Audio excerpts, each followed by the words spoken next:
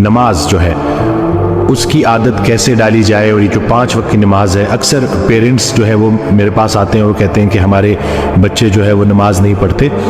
تو اس کے اوپر بھی انہوں نے کہا مجھے کہ آپ ایک ویڈیو بنائیں اور بتائیں کہ کیسے نا مطلب اس کو نماز کی عادت کو پکا کیا جائے. تو رسول اللہ صلی اللہ علیہ وسلم کی ایک حدیث ہے جس کا مفہوم ہے کہ اگر لوگوں کو نماز کے فائدے کا اور امپورٹنس کا پتہ چل جائے تو دنیا میں کوئی شخص بھی نہ ماننے والا نہ رہے. یہ اتنی ضروری ہے. اور نماز دراصل اللہ کی یاد ہے.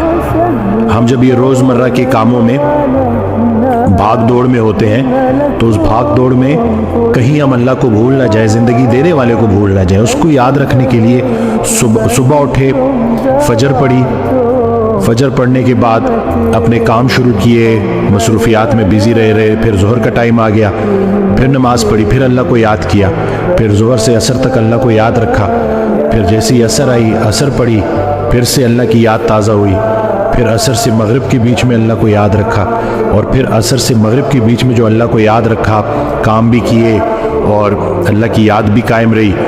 پھر جب مغرب آئی تو مغرب میں پھر وہ یاد تازہ کر لی، پھر عشاء پڑھی اور عشاء کے بعد باوضو سو گئے. تو اس طرح سے پورا دن اللہ کی یاد قائم رہی تو پورا کا پورا دن عبادت میں، رات کو باوضو سو گئے تو نیند عبادت میں. حضرت واصف علی واصف رحمۃ اللہ علیہ ایک آڈیو میں بیان فرماتے ہیں کہ آپ کی پوری زندگی میں سے عبادت کو نکالا جائے گا اور اس کو تولا جائے گا.